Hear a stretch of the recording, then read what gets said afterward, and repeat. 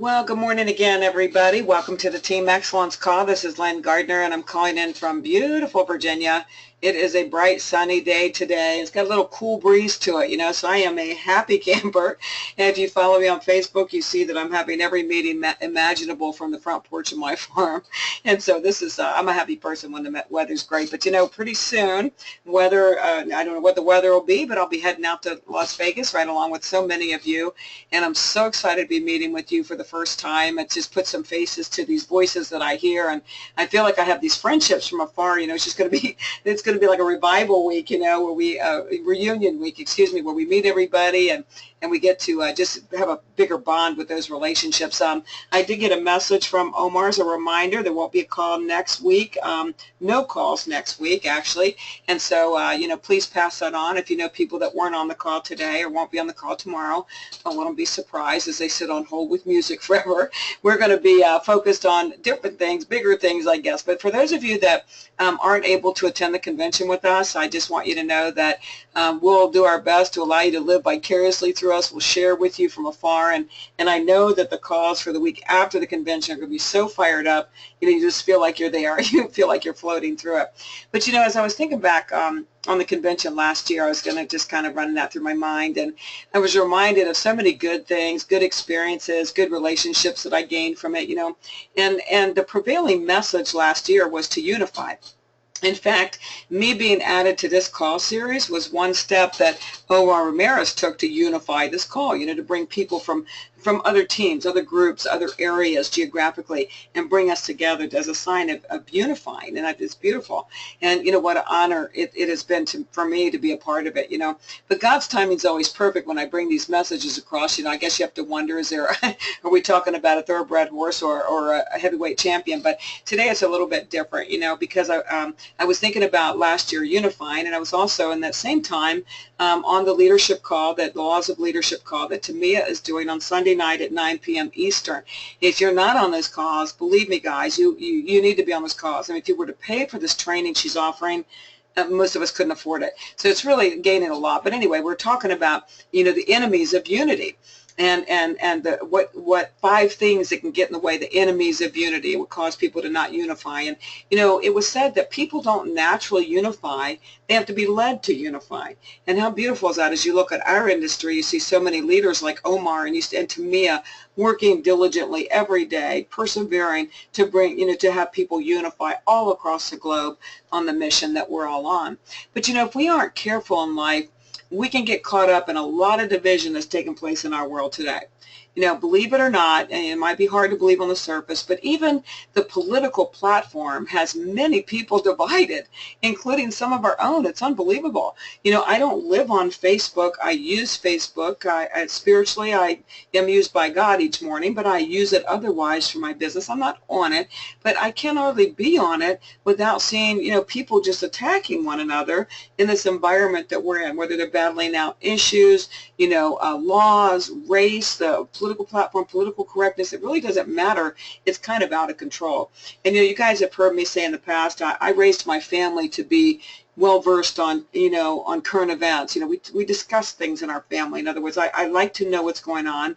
I'm very privy to what's going on, but I don't bury myself in all this fighting and backbiting and lashing out, because why? I know if I do, it's going to rub off on me.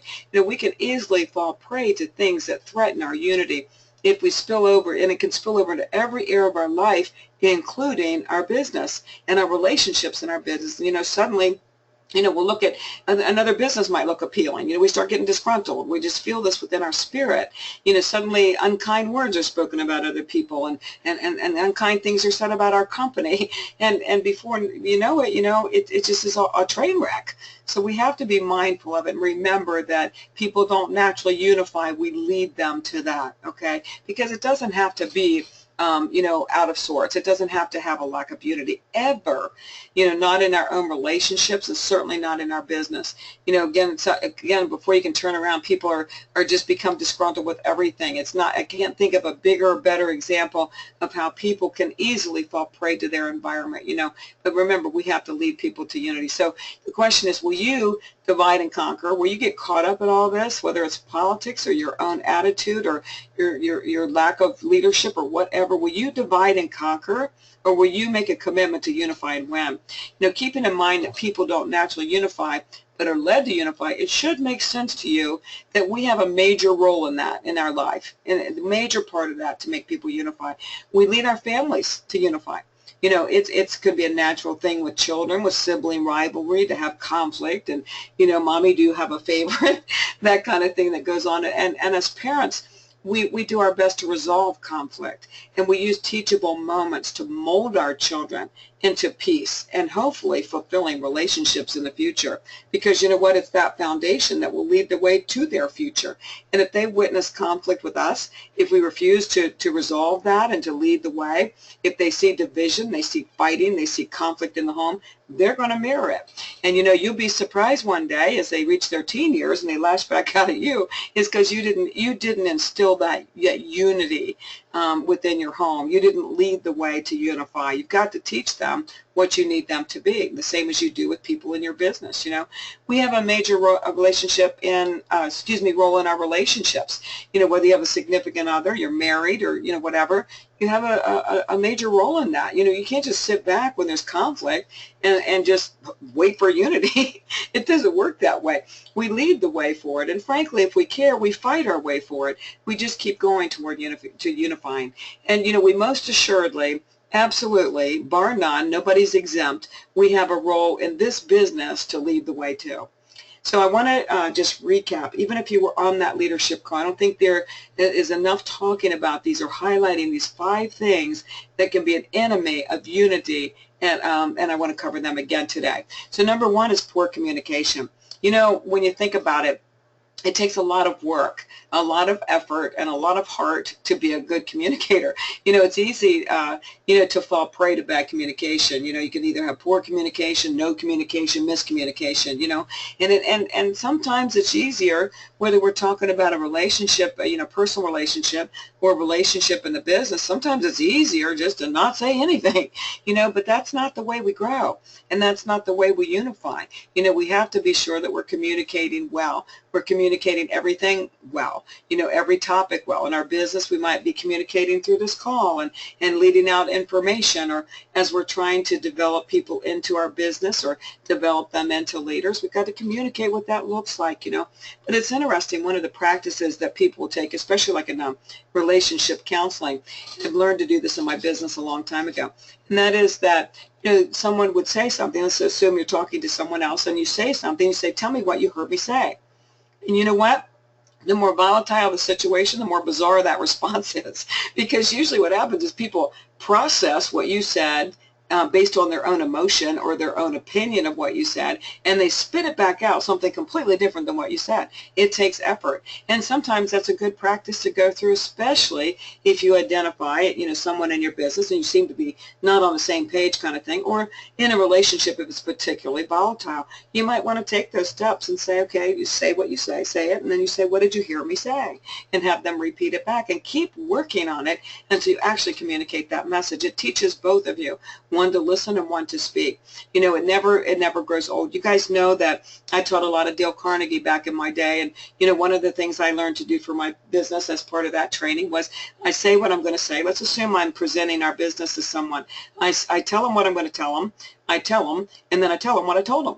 And so they get that message 3 times, you know, preparing them for what they're going to hear, tell them, and then, you know, remind them of what I told them. And that's a great way to hammer home communication in your business, you know. In fact, it's funny, I was laughing with one of my team members who didn't see that that's what I do. And every once in a while, this person would say, well, I know, I heard you.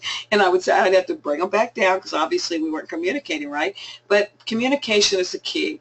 To unification in your business, to unity in your home, to unity with your family. It's absolutely key. You've got to learn to communicate, and it takes work. Communicating, you know, doesn't mean that we just spit out words. You know, I've often said, I remember my mother saying that she kind of had this attitude that, you know, she had reached her senior years, so she didn't have to fluff anything up.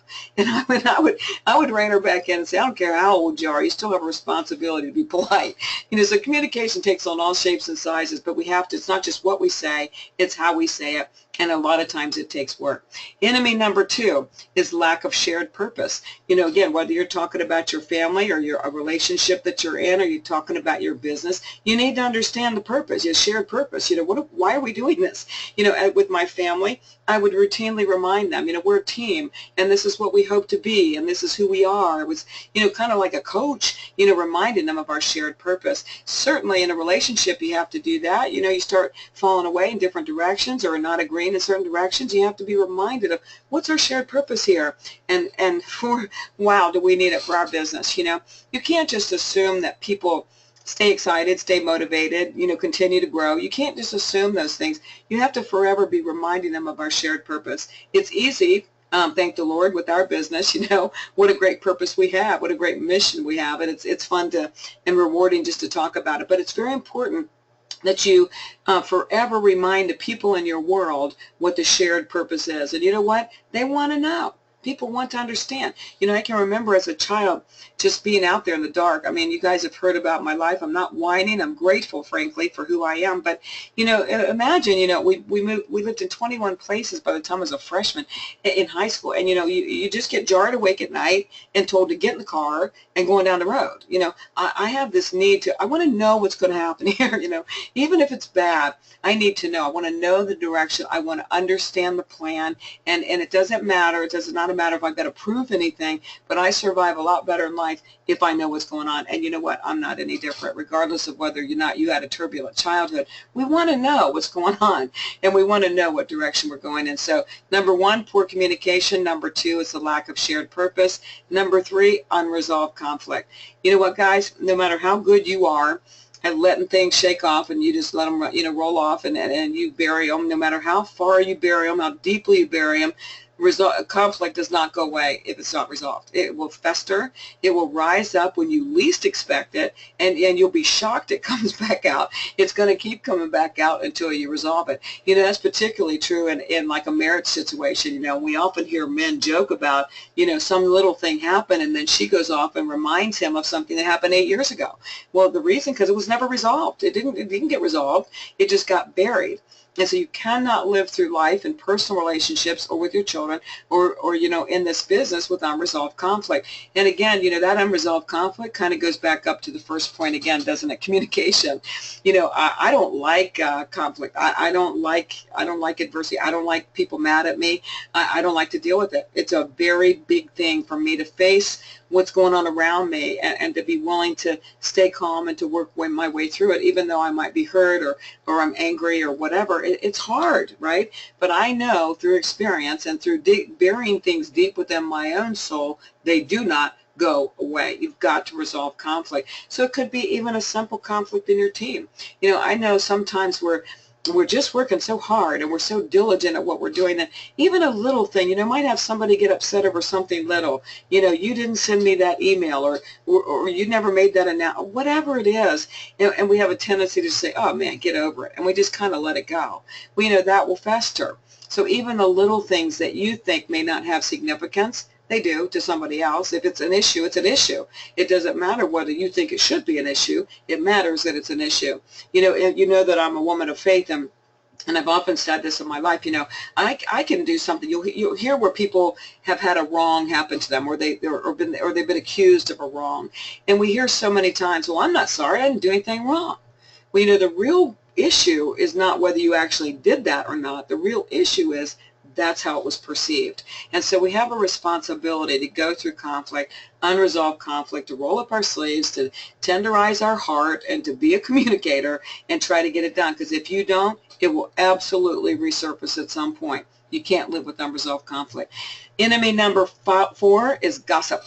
Oh boy, gossip has all kinds of twists and turns, and guys on the phone, just let me assure you, you guys do it too. You know, we may have mastered it as a female, you know, gender, but you guys do it too.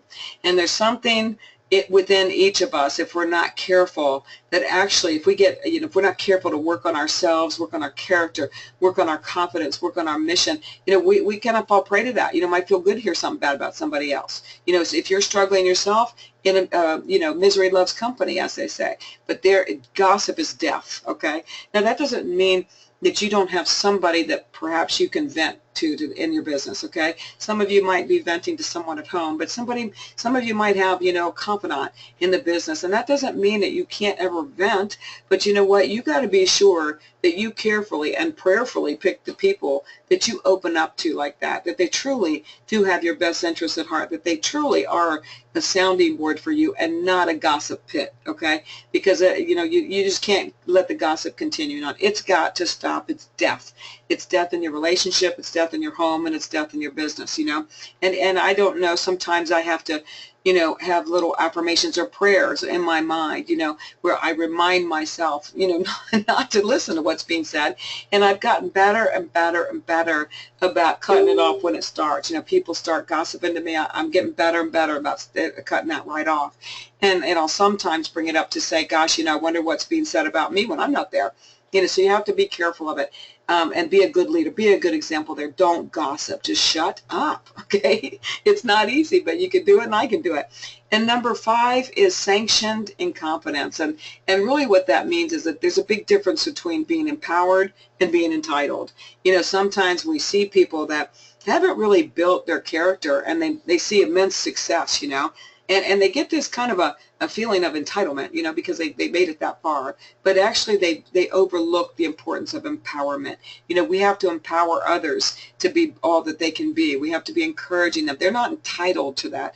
We have to empower them to do that. And we can't just, you know, refuse to give any help or offer any advice or carry the load a little bit and expect them to just do it. You know, that's a bad attitude. We have to empower them to be what they, as leaders we do. We have to empower them to be what they can be.